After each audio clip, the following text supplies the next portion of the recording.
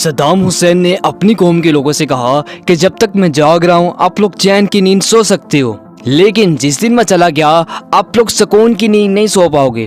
تاریخ گواہ ہے کہ صدام حسین کے جانے کے بعد ان کے یہ الفاظ سچ ثابت ہوئے، کیونکہ جب صدام حسین زندہ تھے تو عراق، شام، یمن بلکہ پورا عرب سکون کی نیند سوتا اور سکون کی نیند اٹھتا۔ لیکن ایک بیرونی سازش کی وجہ سے صدام حسین کو 30 دسمبر 2006 میں سرِ عام عوام کے سامنے پھانسی دی گئی۔ صدام حسین کو پھانسی دینے کے لیے عید الاضحیٰ کا دن مقرر کیا گیا۔ جب صدام حسین کو تختہ دار پر لایا گیا تو وہ درود شریف پڑھ رہے تھے۔ انہوں نے ایک دفعہ کلمہ شہادت بھی پڑھا، اشہد اللہ الہ الا اللہ و اشہد ان محمدن۔ ابھی وہ رسول اللہ ہی نہ کہہ پائے تھے کہ ان کے پیروں سے تختہ کھینچ لیا گیا۔ آج دہائیوں تک حکومت کرنے والے کا خاتمہ ہوا اور ایک شخص اگلے جہاں میں چلا گیا جس نے 2 ملکوں پر حملے کیے اور اپنے ملک میں طاقت کا بے دریغ استعمال کیا، عالمی طاقتوں کی آنکھوں میں آنکھیں ڈالی، لیکن سپر پاور جو صدام حسین کو اقتدار میں لے کر آئی اس نے ہی صدام حسین کی حکومت کا تختہ الٹ دیا۔ یہ سٹوری ہے صدام حسین کی، جو 28 اپریل 1937 کو ایک غریب گھرانے میں عراق کے ایک گاؤں ٹکریٹ میں پیدا ہوئے۔ ان کے پیدا ہونے سے پہلے ہی ان کے بھائی اور باپ کی کینسر کی وجہ سے ڈیتھ ہو چکی تھی۔ باپ کا سایہ سر پہ نہ ہونے کی وجہ سے اور غریبی کی وجہ سے صدام حسین 10 سال کی عمر میں گھر سے بھاگے اور اپنے انکل خیر اللہ طلفہ کے پاس بغداد میں پہنچے اور وہیں پہ تعلیم حاصل کی۔ 20 سال کی عمر میں انہوں نے اپنی پڑھائی چھوڑ کر ایک انقلابی پولیٹیکل باس پارٹی جوائن کر لی۔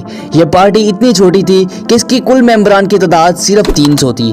صدام حسین کی یہ پارٹی جوائن کرنے کے کچھ ہی ٹائم بعد عراق میں برطانوی حکومت کے خلاف انقلاب آیا اور بادشاہت کا راج ختم ہو گیا، اور اس کے کچھ ٹائم بعد 1958 میں اس سے بھی ظالم حکمران عبدالکریم قاسم کی حکومت آئی، جو کہ کمیونسٹ سوچ کا مالک تھا، یعنی لوگوں کی ہر ایک سوچ اور وسائل پر اس کی پالیسی کا کنٹرول ہو، چاہے اسے کوئی پسند کرے یا نہ کرے۔ یہ ایک ڈکٹیٹر سوچ کا مالک تھا۔ صدر عبدالکریم قاسم کی حکومت کے دوران ان کا ایک دوست ٹکریت شہر میں قتل ہو گیا اور اس کا الزام صدام حسین پہ لگایا گیا اور انہیں گرفتار بھی کر لیا گیا، لیکن ثبوت ناکافی ہونے کی وجہ سے صدام حسین کو رہا کر دیا گیا، اور رہائی ملنے کے کچھ ہی ٹائم بعد صدام حسین نے عبدالکریم قاسم کو قتل کرنے کا منصوبہ بنایا، اور فائنلی 7 اکتوبر 1959 کی سپہر کو صدام حسین نے اپنی مشین گن کا رخ صدر قاسم کے کار کی طرف کیا، جس کی وجہ سے انہیں 2 فائر لگے، لیکن قسمت سے وہ بچ نکلے، اور اس فائرنگ کے تبادلے میں باڈی گارڈز بھی فائر کھول چکے تھے، جس کی وجہ سے صدام حسین کے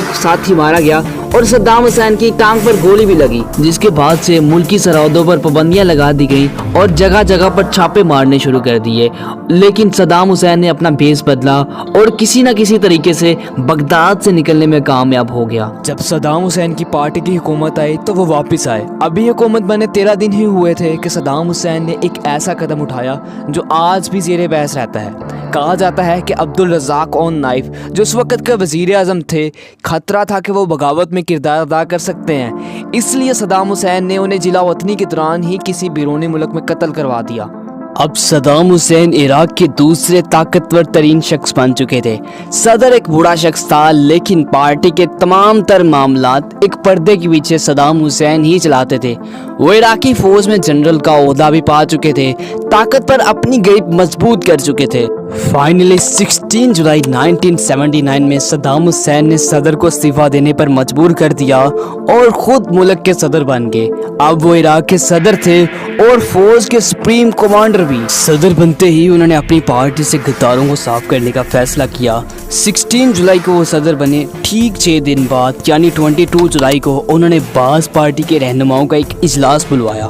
اس اجلاس میں انہوں نے 68 ممبرز کے نام پڑھ کر سنائے، اور ان تمام 68 ممبرز کو بے وفا اور غداری کا لیبل لگا کر کمرے سے باہر نکال دیا گیا، اور جیسے ہی یہ 68 ممبرز کمرے سے باہر نکلے انہیں حراست میں لے لیا گیا۔ بعد میں انہیں سزائے موت سنائی گئی، لیکن سزائے موت سے پہلے ہی انہیں ایک فائرنگ سکواڈ کے ذریعے قتل کروا دیا گیا۔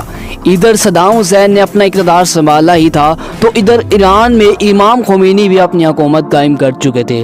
دونوں کی پرانی دشمنی تھی، چنانچہ 1980 میں دونوں ملکوں کے درمیان جنگ شروع ہو جاتی ہے، اور یہ جنگ تقریباً 8 سال تک جاری رہتی ہے۔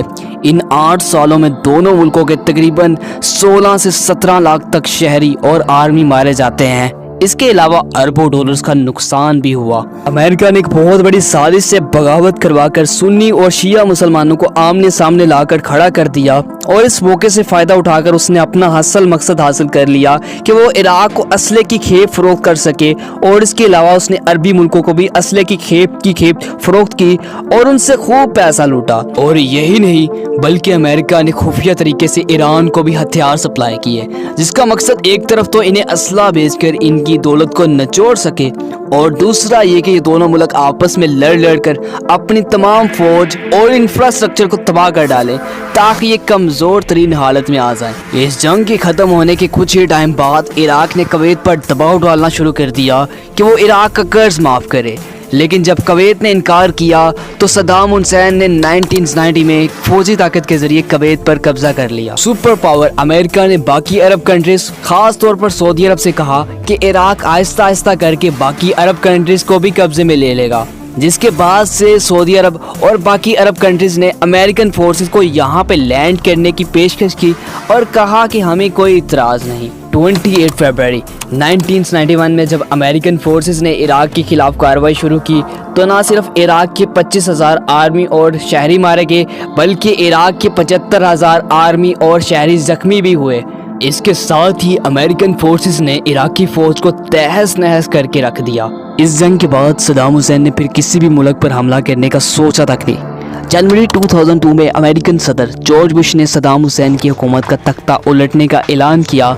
सदर बुश ने इल्ज़ाम लगाया कि इराक के पास बड़े पैमाने पर तबाही फैलाने वाले न्यूक्लियर वेपन्स मौजूद हैं। अक़वाम मुत्तहिदा की इंस्पेक्शंस और हथियार ना मिलने के बावजूद अमेरिका ने मार्च 2003 में इराक पर हमला कर दिया। 3 हफ्तों के दौरान ही सद्दाम हुसैन की 24 वर्षों की हुकूमत बिखर कर रह गई और उसकी फ़ौज भी पारा पड़ा हो चुकी थी। अप्रैल तक अमेरिका इराक पर मुकम्मल कब्जा कर चुका था।